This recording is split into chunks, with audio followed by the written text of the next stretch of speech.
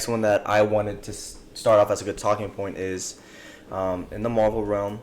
So the new show, Friendly Neighborhood Spider-Man, just came out and has already been finished up.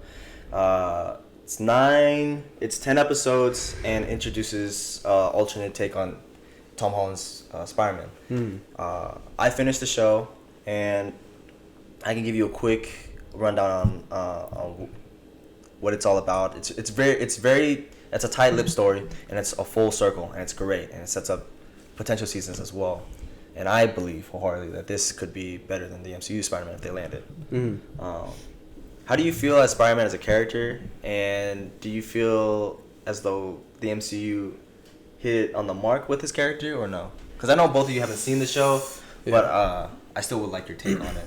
As for the movies that I've seen, with Tom Holland, Andrew, Tobey, all that, I honestly do think that Spider-Man is a pretty, good character in the MCU. He's, obviously loved by many people.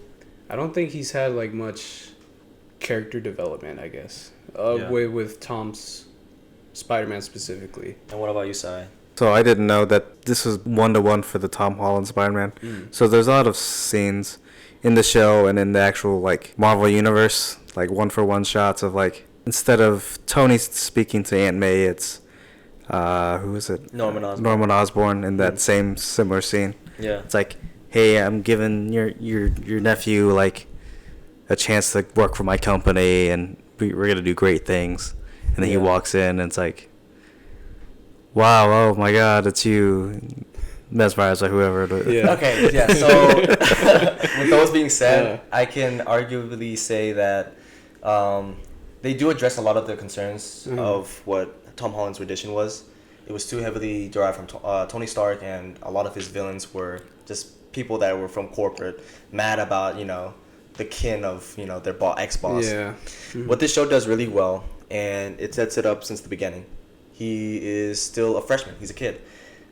The first episode is called Amazing Fantasy, and it basically establishes you into this world and where we're going to be in. Spider-Man's already been somewhat a thing. He does a lot of these quick saves and a lot of neighborhood shit, like cat and tree type shit. Yeah.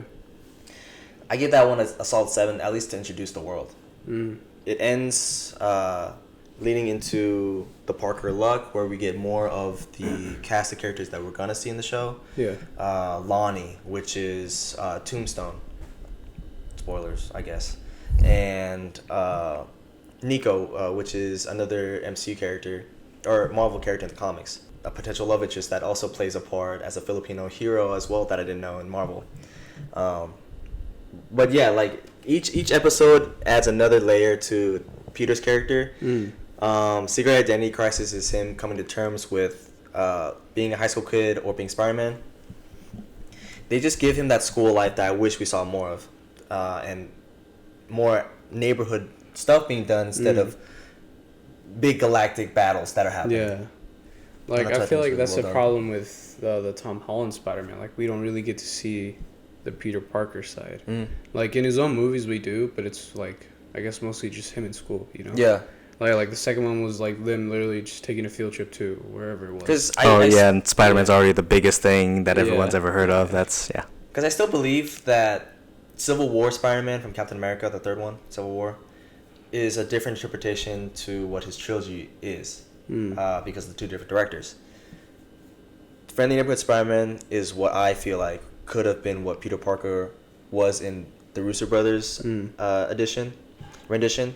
Just because you get more of the Spider-Man characters, and they're introduced so organically that, Unicorn is a character that actually exists and is actually kind of cool. Scorpion, they introduced a lot of these obscure ones that I didn't think I would like. Yeah.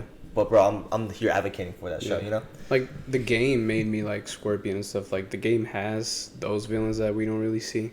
I've never heard of Unicorn though. What is your standout Spider-Man for the both of you before we move on? Movies or just in general? Just in general, what is your Spider-Man? Tobey Maguire is my Spider-Man. Yeah, I would say Sorry. Tobey. Yeah. Because Well, go ahead. No. All right, with the first movie, we get to meet Peter Parker, and then the second and third is him becoming Spider-Man, taking that role and handling all these villains and stuff. I really liked just the trilogy. I know a lot of people didn't like the third one, but I mean, what are you gonna do? It's eventually it'll get bad. It's just enjoy for what it's worth. Yeah. So I'll quickly run through the last few episodes, just so I don't like miss anything. Hitting the big time, Unicorn Unleashed. Those are where we really get to see Spider-Man's different versions of the suit and how he deals with new superpowered enemies. Because surprise, surprise, Doc Ock is a thing, and he sells these augments to criminals for a price, so he can do his own shit. Unicorn is one of those characters that's in the same gang as Rhino, funny enough, so she has shit on her head to shoot whatever. We have a duet with the Devil, Scorpion Rising, Tangled Web, Hero Menace, and If This Is My Destiny. All these episodes perfectly encapsulates why Spider-Man's a necessary character in the comics, because he just wants to do the right thing. Yeah. And he just doesn't get enough time, and he gets all these great opportunities. I give this show a solid 9.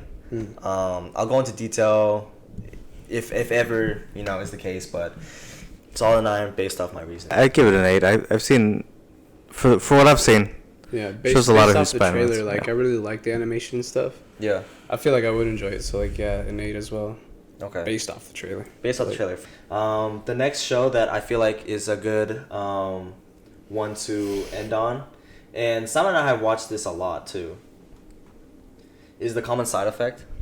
I don't know if you've seen that before. I have never seen it. So the first 4 episodes are out now on Max, and this show is, in my opinion, one of the more artsy things I've seen in a long time. And just like Smiling Friends, just like Rick and Morty, it's gonna gain an audience like crazy. Is it like one of those type of shows? This one's smart. It's the whole premise. And correct me if I'm wrong, Simon. The whole premise, because he and I have been binging it 4 episodes deep, and it's so good. Pharmacy companies are running out of money, and they're running out of things that people are needing because of how shitty they are with how they treat people in general. Yeah.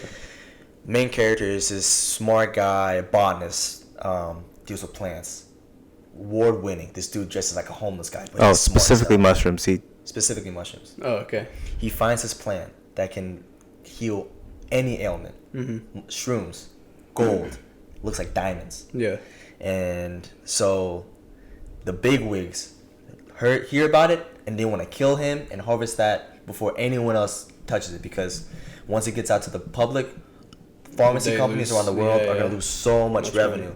And we follow him in his strange adventures with his pet turtle as he tries to save the world while keeping himself alive, and him and his, friend, because I won't spoil anything, that join him along the way.